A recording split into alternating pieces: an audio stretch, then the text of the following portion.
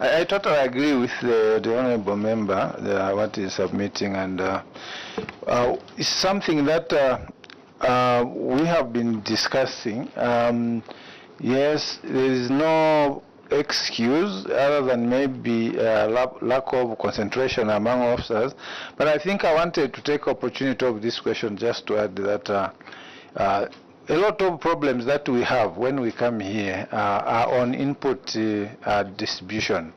Now, this program started as a small program in 2001, 2002, supporting only 200,000 farmers. It has, with just fertilizer and maize. This program has grown to over 1 million farmers, and with more than 5 products, which are commodities as the seeds and fertilizers. So it has grown.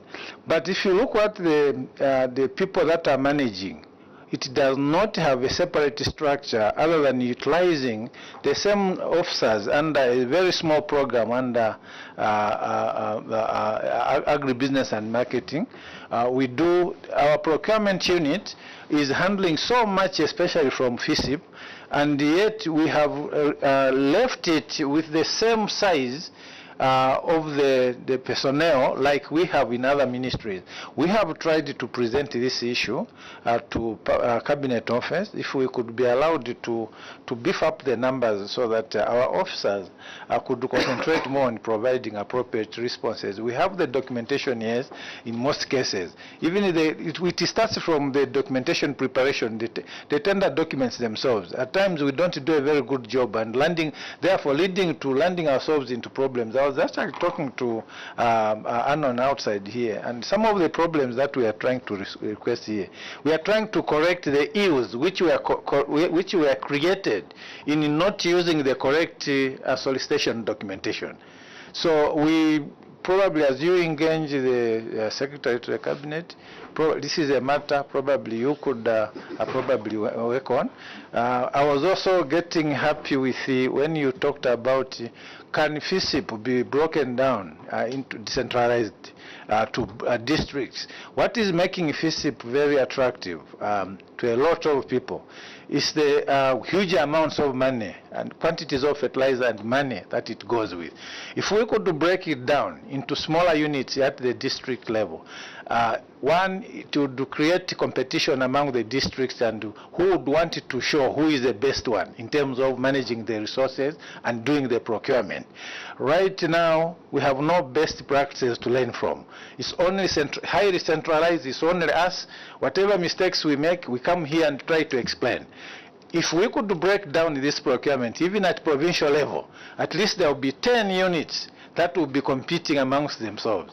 Of course, there will be confusion in the beginning, but over time we feel that that would lead to some efficiencies. I want to submit, Chair. Thank you. Thank you, PS. That's a good submission, a good suggestion, because I think it's what it's attracting. Maybe it's bringing all these issues. We've taken note of your submission. Honorable colleagues, any questions on this item? Honorable Olumai, you have a question?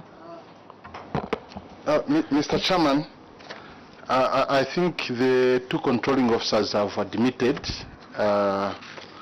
for having not done the right thing with the procurement. And as a committee, we have taken note, Mr. Chairperson.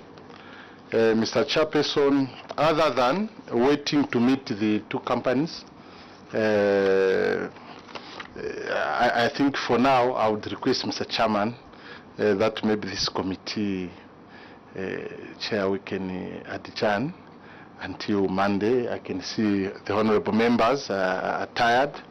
We have been sitting, Mr. Chairman, for morning. So since we have done what we can as human beings committed to this committee, it is just my plea that Mr. Chairman, we adjourn for now so that we can reconvene on Monday. I submit, Mr. Chairman. Thank you, Honorable Olumai. Secretary, just take note.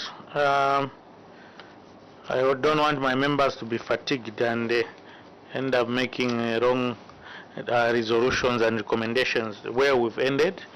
PS will continue on Monday. Monday 9:30 we'll proceed and finish the other remaining, I think, 3 or 4 items on this paragraph. Then we can make progress. And we've taken your submissions, as it were. So we hope we can conclude on Monday.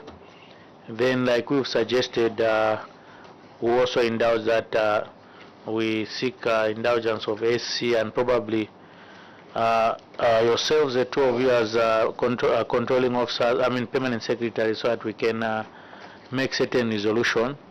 And also those other people I think we might need to come and be in that deliberation, so that we can make recommendations which can be done even before concluding our report, as it were, because some of these things can be done.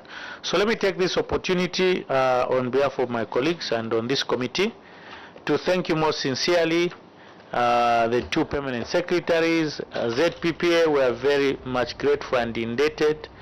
We thank you for your technical input.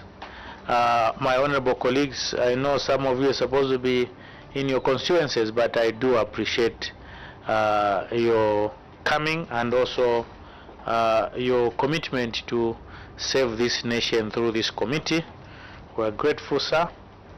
And also our permanent witnesses, Office of the Auditor General, Accountant General, the Office of the Controller, we are grateful, and our support staff, very grateful. So we thank you most sincerely. PS, the 2 PSs, the 2 PSs, we thank you, and please, we want best made, and ZPP also come on Monday so that we can close that issue as well, to that effect. So we thank you most sincerely. Let me take this opportunity now to lift the immunity conferred before you. That has been lifted, and enjoy your weekend. We'll see you on Monday at 9:30. Thank you so much.